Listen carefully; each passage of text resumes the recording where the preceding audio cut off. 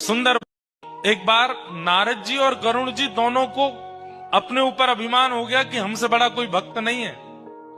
तो ठाकुर जी ने आज्ञा की श्वेत द्वीप घूम के आओ और वहां के भक्तों का दर्शन करके आओ। जब नारद जी और गरुण जी पहुंचे तो वहां इन्होंने क्या देखा? राधा वल्लभ लाल जी मंदिर में विराजमान हैं। महादेव सुंदर आरती उतार रहे हैं। कार्तिकेय जी और श्री गणपति जी सुंदर भोग सामग्री उठा उठा करके ला रहे हैं। पार्वती जी सुंदर सामग्री सिद्ध कर रही हैं और लाखों की तादाद में वैष्णव खड़े होकर के राधा वल्लभ जी का दर्शन कर रहे हैं। जैसे ही आरती पूरी हुई, आरती के बाद कपाट बंद हुए। कपाट बंद होते ही जितने दर्शनार्थी थे सब मूर्छित होकर गिर पड़े।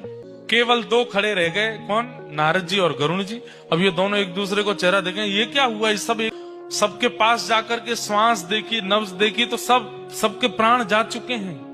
थोड़ी देर में शंकर जी फिर आए और फिर से जैसे कपाट खोले, कपाट खुलते सब पुनः जीवित होके खड़े हो गए।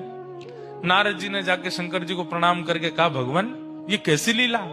बोले भैया, किसी के प्राण अन्न में बसते हैं, किसी के धन में बसते हैं, किसी की वायु में बसते हैं। श्वेत द्वीप के दर्शनार्थियों के प्राण राधा वल्लभ जी में बसते हैं।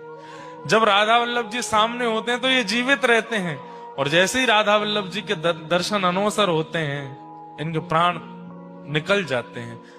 तब नारद जी का अभिमान भंग हुआ कि मैं भक्त हूं। भैया, ठाकुर जी को देखे बगैर मैं तो खूब जीवित रह लेता हूं, मैं कैसा भक्त? भक्त तो ये हैं जो ठाकुर जी को देखे बिना एक क्षण रह ही नहीं पाते, जीवित ही नहीं रहते।